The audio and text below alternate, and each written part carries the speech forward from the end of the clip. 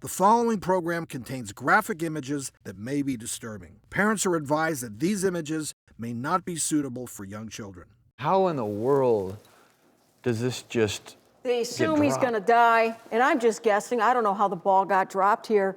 They assume he's going to die. There's no charges because obviously there wouldn't be anybody to prosecute. They put it into the filing cabinet, or a new detective gets assigned. The new detective just assumed that he died without checking. A variety of things could have happened, and I'm embarrassed for our system because of that, because that is a travesty. Let me ask you this, though. It's a year now, 2 years go by, and you're thinking, well, what's going on? Did you ever call anybody to say, are you people doing anything?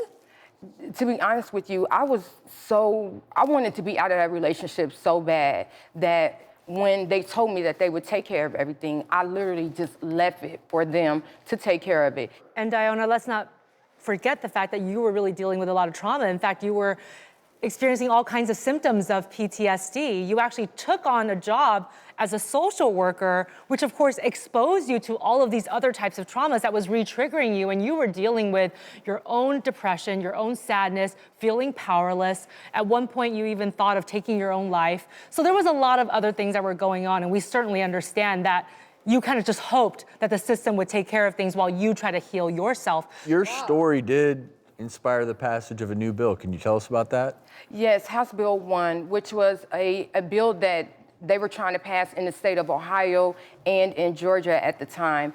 And the bill basically was for those people that were involved in domestic violence relationships that were not married or didn't have children, giving them the right to a civil protection order. So for myself, if I wanted to get a protection order against this guy, it would have been really hard for me to do that because I didn't have children with him and I was not married to him.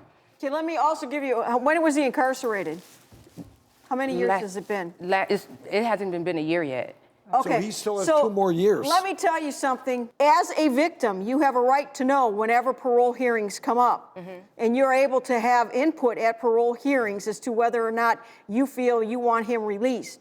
Because my concern for you, and I don't want to worry you, but you always got to be mindful that he's going to get out one day. And I fear, like I fear for my safety a lot, you need to fear and always be vigilant about, who's around you and what's going on. But you have a right as a victim pursuant to the Crime Victim Rights Act to learn about all these things going on with his release. And Diona, I just want to say, your relationship wasn't even violent until that time when he pulled the gun on you.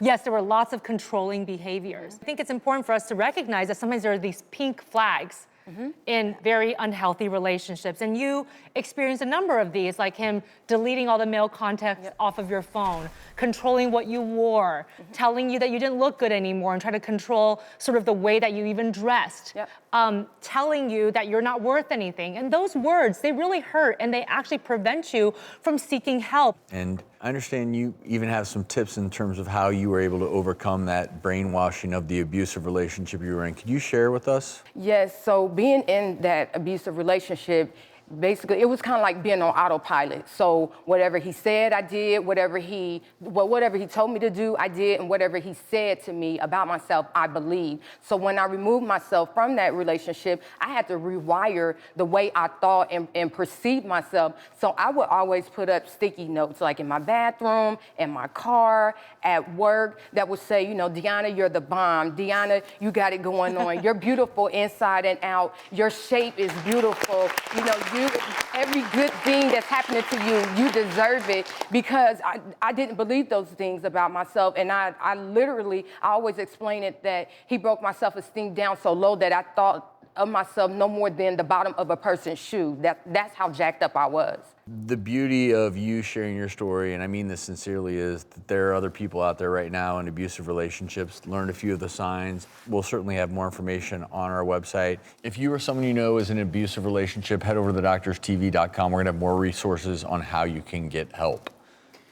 And my advice to everyone is if you have a court case, if you have a pending case and the police are dragging their feet and you think it's taking too long, pick that phone up, become that squeaky wheel. Let them know that you're still there and let them know that you want to know what's going on with your case. Don't let them drop the ball like they did on this case. Great advice.